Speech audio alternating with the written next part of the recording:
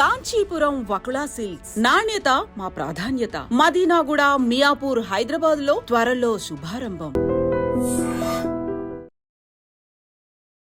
ప్రభుజీ, మనం ఇవి ఆచరించాలి అనంటే తెలుసుకున్నవి ఆచరణలో పెట్టాలి అనంటే మనం నిత్యం అంటే పొద్దున్న లేచిన దగ్గర నుంచి భగవంతుని స్మరణలో ఉండాలా? అసలు ఎవరిని స్మరించుకోవాలి? ఏ రకంగా స్టార్ట్ చేయాలి డే అని? చూడండి, ఒక రోజు మనకు వచ్చింది అంటే అది భగవంతుడి యొక్క కృప వల్లే కదండి.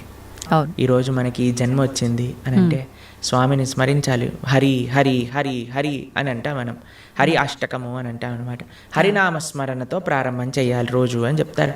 భగవంతుడికి, మన ఆచార్యులకి, గురువులకి అందరికీ ఒకసారి నమస్కారం చేసుకోవాలి. పృథ్వీని నమస్కరించాలి. ఎందుకంటే ఆవిడ మన జనని. కానీ ఆవిడ మనల్ని భరిస్తుంది కదండి. మనం ప్రతిరోజు అడుగు పెడుతూ ఉంటాం పృథ్వీ పైన, వివిధ రకములైన కృత్యములు చేస్తూ ఉంటాం అనమాట. కాబట్టి ఫస్ట్ లేవంగానే, ఎంతమందికి అలవాటు ఉందో లేదో తెలియదు కానీ ఫస్ట్ లేవంగానే భూమాతను స్మృశించాలి. శ్లోకములు ఉన్నాయండి, శ్లోకములు నేర్చుకోగలిగితే నేర్చుకోండి. కానీ ఆ భావన, అమ్మా నీ పైన అడుగు పెడుతున్నాను కదా, మమ్మల్ని క్షమించు, మమ్మల్ని రక్షించు అనే ఒక భావనతో మనము నేలని స్పృశించి నమస్కరించుకోగలిగితే అది చాలా అద్భుతమైన విషయం అనమాట. దాని తర్వాత మనం భగవంతుని స్మరించి పృథ్వీని స్పృశించి నమస్కరించుకొని మన గురువులకి, ఆచార్యులకి నమస్కారం చేసుకొని, మీకు ఒక విషయం చెప్తాను. అన్నిటికంటే ముందు 2 అక్షరాలతో ప్రారంభమయ్యేది రోజు పూర్వకాలంలో, హరి అని. ఇప్పుడు కూడా 2 అక్షరాలతో ప్రారంభం అవుతుంది, కాఫీ అని. కరెక్ట్. కాఫీ అనకుండా పక్కన పెట్టి హరి అనటంలో నిద్ర లేవాలి. ఓకే. నిద్ర లేచిన వెంటనే స్నానం ఆచరించాలి. మీకు ఒక విషయం తెలుసా అండి? స్నానం అనేది సనాతన ధర్మంలో చాలా ముఖ్యమైన విషయం.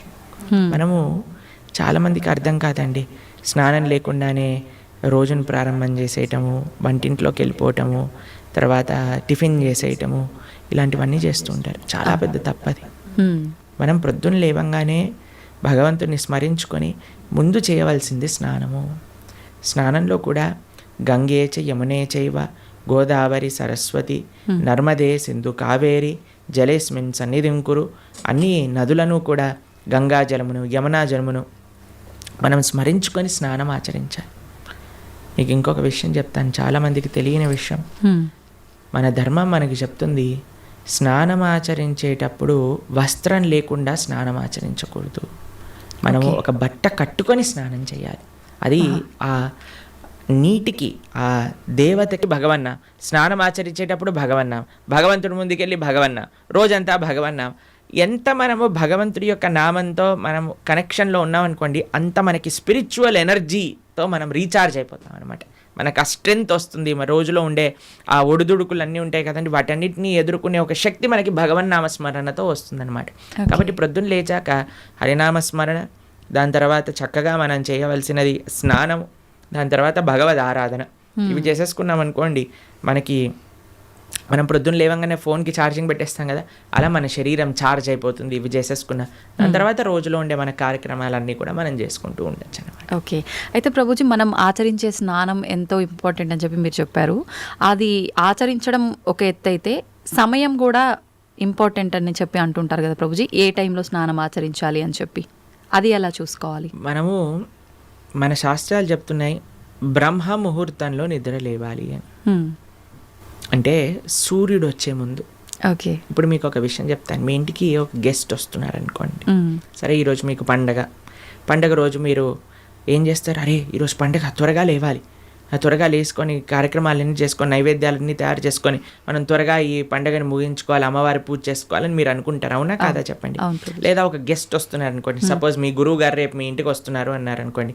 మీ గురువు గారు ఇంటికి వచ్చాక బయట నాక్ చేశాక మీరు లేచి స్నానం చేసి రెడీ అవుతారా? లేదా ఆయన వచ్చే ముందే అన్ని సదుపాయాలన్నీ కూడా సక్రమంగా చేసుకొని పెట్టుకుంటారా చెప్పండి? వచ్చే ముందే చేస్తాం, అంతే కదండి. ఎవరైనా గెస్ట్ వచ్చినా, మన ఇంటి గురువులు వచ్చినా, ఎవరో ఒకళ్ళు అలా చేసుకుంటాం కదా. సూర్య భగవానుడు ప్రత్యక్షంగా మనకి భగవంతుడి యొక్క స్వరూపం మనకి దర్శనమిస్తున్నారు. ఆయన ప్రతిరోజు ఉదయించే ముందే మనం నిద్ర లేవాలి. దాన్ని బ్రహ్మ ముహూర్తము అని అంటారు. సూర్యోదయం కంటే ముందు మనం నిద్రలేచి మన యొక్క స్నానాది కార్యములన్నీ పూర్తి చేసుకొని మనం రెడీగా ఉండాలి సూర్యుడిని స్వాగతించడానికి.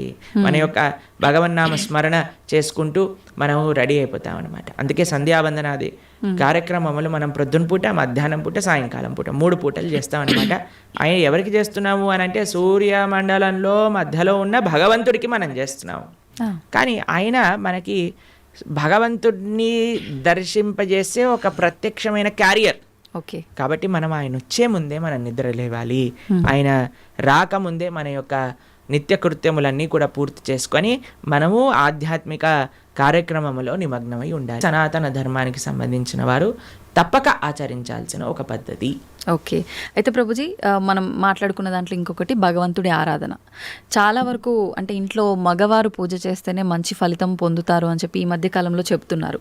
కానీ ఎక్కువగా ఆడవాళ్ళే పూజ చేస్తుంటారు. అసలు నిజంగా ఆడవాళ్ళే పూజ చేయాలా, మగవారు చేయొచ్చా? అసలు మగవారు చేయాల్సిన కార్యక్రమాలు ఏంటి ఆధ్యాత్మిక?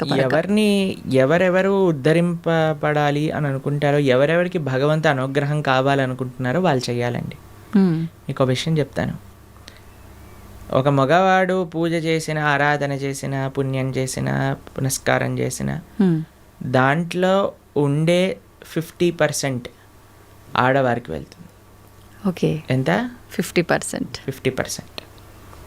ఏదైనా పాపం చేశాడు అనుకోండి, దాంట్లో 1% కూడా ఆడవారికి రాదు. అదెలా ప్రభుజీ? మరి పుణ్యం అయితే పుణ్యం 50% వెళ్తుంది, పాపంలో వెళ్ళదు. ఓకే. స్త్రీ చేసిందనుకోండి పుణ్యం, 1% హస్బెండ్కి రాదు, 100% ఆవిడ దగ్గరే ఉంటుంది. స్త్రీ ఏదైనా పాపం చేసిందనుకోండి, దాంట్లో 50% హస్బెండ్కి వెళ్తుంది. ఇది ఒక బంపర్ ఆఫర్ అనమాట, మన శాస్త్రాలు ఇచ్చింది. బాగుందా మీకు? బాగా అనిపిస్తున్నట్టుంది మీకు. శ్రీ ప్రభుపాదుల వారు ఒక దగ్గర ప్రస్తావన చేస్తారు, everybody has to fly their own plane అంటారు. మనకి అంబరీష మహారాజు గారి వృత్తాంతంలో వస్తుంది.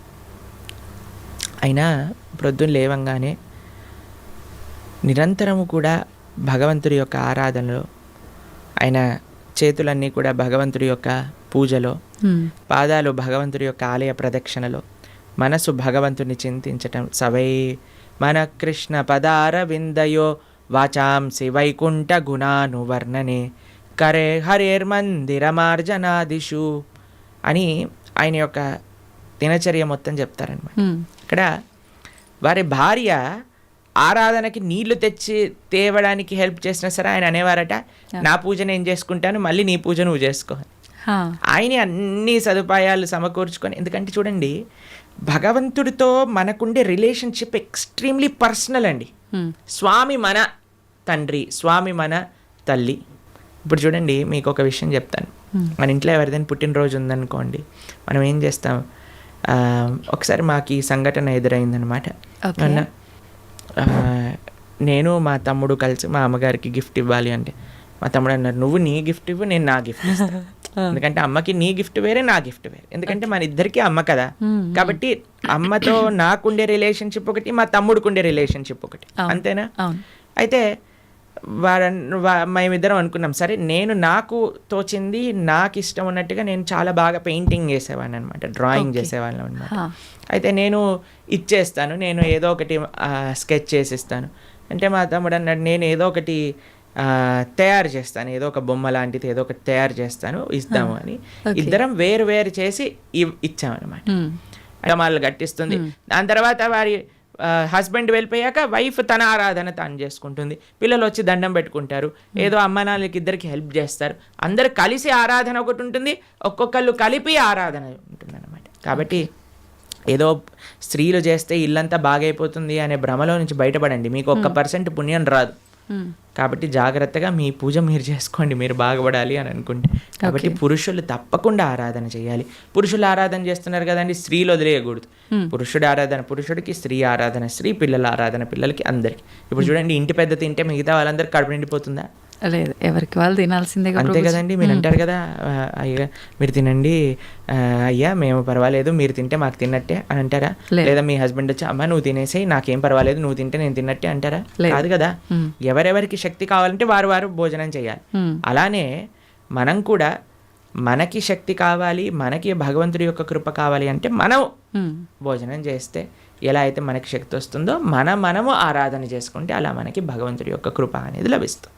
ఓకే ప్రభుజీ, చాలామంది ఏదైనా మంచి జరిగినా చెడు జరిగినా నా అదృష్టం బాగాలేదు, నా రాత ఇంతవరకే ఉంది, భగవంతుడు ఇలా రాశాడు అని చెప్పి అంటూ ఉంటారు. నిజంగా అంటే మన చేతిలో ఏముండదా మనం చేసే పనులను బట్టి మన లైఫ్ని డిసైడ్ చేసుకోవడం? భగవంతుడు పుట్టినప్పుడే అవన్నీ డిసైడ్ చేసి ఇలా అని చెప్పి చూస్తాడా? మనకి ఒక సర్కమ్స్టెన్స్ ఇస్తాడండి భగవంతుడు. చాయిస్ ఎప్పుడు మన చేతుల్లోనే ఉంటుంది, మనం ఏం చేయాలి అని. ఫర్ ఎగ్జాంపుల్ మీకు ఒక విషయం చెప్తాను. ఒకరికి ఇల్లు రాసుంది, ఒకళ్ళి ఇల్లు మీకు మీ జీవితంలో కలుగుతుంది అని రాసుంటుందండి. కానీ ఆ ఇంట్లో ఏం చేస్తారనేది మీ చేతుల్లో ఉంది. ఓకే, ఇల్లు వస్తుందనే వరకు మాత్రమే మన చేతుల్లో ఉంది. ఇంట్లో ఏం చేస్తాం, మనం ఒక చక్కటి పూజ చేసుకుంటామా, పునస్కారం చేసుకుంటామా, లేదా 10 మందిని పిలిచి మందు పోసి డాన్స్లు వేస్తామా అనేది మన చేతుల్లో ఉంది. మీరు కానీ మంచి ఆరాధన చేసుకున్నారనుకోండి, ఆ పుణ్యాన్ని బట్టి మీకు నెక్స్ట్ ఏమవుతుందో రాసింది. లేదు మనం తప్పు చేసామనుకోండి, ఆ తప్పు బట్టి నెక్స్ట్ కర్మ ఏర్పడుతుంది అనమాట. What is return is what you will get. మనకేం వస్తుంది అని, దాంతో మనం ఏం చేస్తాము అనేది రాసలేదు. అది మనకు వదిలేశాడు భగవంతుడు. మన విచక్షణతో మంచి మనస్సుతో మనం దాన్ని ఆచరణ చేయాలి. అంటే మన చేతిలో ఉన్నట్టే 100% మన చేతుల్లో ఉంది. ఇప్పుడు అంటుంటారు కదా, పరిస్థితులను బట్టి ఇంట్లో వాతావరణాన్ని బట్టే పిల్లల బుద్ధులు కూడా అని చెప్పి. ఇప్పుడు ఇది కూడా అలాగే భగవంతుడు మనకు ఒక ప్లాట్ఫామ్ ఇచ్చి వదిలేశారు. ఎలా అనేది మన చేతుల్లోనే ఉంది. ఇప్పుడు మీకు ఒక ఫోన్ ఇచ్చారనుకోండి, ఫోన్ ఇచ్చారు, ఫోన్తో మీరు ఏం చేయొచ్చు అనేది మీ చేతుల్లో ఉంది. ఒకళ్ళు ప్రవచనమైనా అయినచ్చు, లేదా పిచ్చి పిచ్చి సీరియళ్ళు సినిమాలైనా చూడొచ్చు. ఫోన్ రావటం మన చేతుల్లో ఉంది. దాంతో ఏం చెయ్యాలి మీ చేతుల్లో. ఇప్పుడు మీరేం చేస్తారు, పిల్లల్ని స్కూల్లో వేస్తారు, మంచి స్కూల్ చూస్తారు. అరే ఈ పిల్లలు మంచి చదువుకోవాలి, మంచి స్కూల్లో చదువుకుంటే వాళ్ళు మంచి మార్గంలోకి వెళ్తారు. కష్టమైనా ఏదైనా సరే కష్టపడైనా సరే వాళ్ళని మంచి స్కూల్లో జాయిన్ చేస్తారు. మంచి స్కూల్లో జాయిన్ చేశాక వాడు చదువుతాడా లేదా అనేది ఎవరిపైన నిర్ధారణ పడి ఉంటుందండి? వాళ్ళపైన.